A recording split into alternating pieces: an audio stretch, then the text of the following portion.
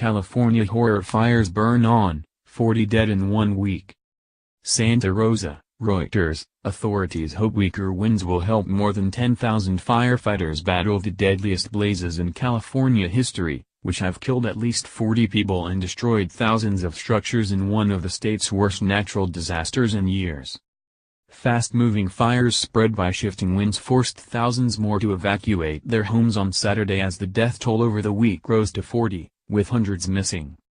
More than 10,000 firefighters supported by air tankers and helicopters battled 16 major wildfires in areas north of San Francisco that have consumed nearly 214,000 acres, 86,000 hectares, or roughly 334 square miles, 865 square kilometers, an area larger than New York City.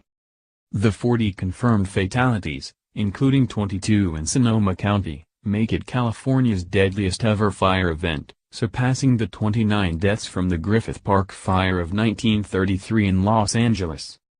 With 235 people still missing on Saturday in Sonoma County alone and rubble from thousands of incinerated dwellings yet to be searched, authorities expect the death toll to climb. Some 100,000 people have been forced from their homes, including 3,000 on Saturday from the city of Santa Rosa, about 50 miles, 80 kilometers, north of San Francisco. The fires have damaged or destroyed about 5,700 structures, reducing homes and businesses to ash. Some victims were asleep when flames engulfed their homes, while others had only minutes to flee. This is truly one of the greatest tragedies that California has ever faced. The devastation is just unbelievable. It is a horror that no one could have imagined, California Governor Jerry Brown said on a visit to a devastated city.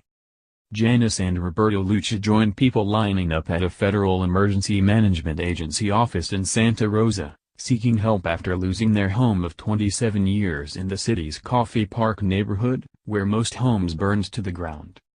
Molly Kurland, 63, joined a packed community meeting at the Santa Rosa High School gymnasium.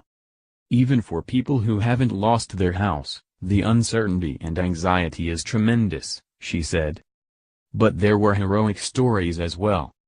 Teenaged twins woke their parents on Sunday night to find fire engulfing the landscape.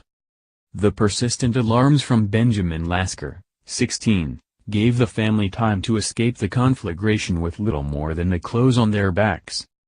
Benjamin and his twin sister, Natalie, went on to awaken another 8 families in their Fountain Grove neighborhood in Santa Rosa, pounding on doors, yelling fire, and shining lights in windows. They asked permission to wake people up, Howard Lasker told Reuters, adding, "I gave it to them." There were some glimmers of hope as winds weakened and firefighters made progress with blazes such as the Cascade Fire, about 80 miles northeast of Santa Rosa, which was nearly 10,000 acres and 87% contained on Saturday, CAL FIRE said. Weakening winds overnight should help, but high temperatures and dry conditions were expected to remain through the weekend, forecasters said. This is still very much in play. The danger is still very present, said U.S. Senator Kamala Harris, a Democrat from California who accompanied Brown. At least a dozen Napa Valley and Sonoma County wineries were damaged or destroyed, throwing the state's wine industry and related tourism into disarray. For the picturesque Napa Valley town of Calistoga, now evacuated, the winds were a double-edged sword. The town was spared by hazardous winds when they shifted, but Mayor Chris Canning warned a resurgence could pose a new threat. Fire officials said the Tubbs Fire, between Calistoga and Santa Rosa, was about 44% contained, while another in wine country, the Atlas Fire, was at 45%. But the Nuns Fire west of Napa was only 10% contained. Firefighters from Oregon, Washington, Arizona, Colorado, Nevada and Utah are helping battle the blazes.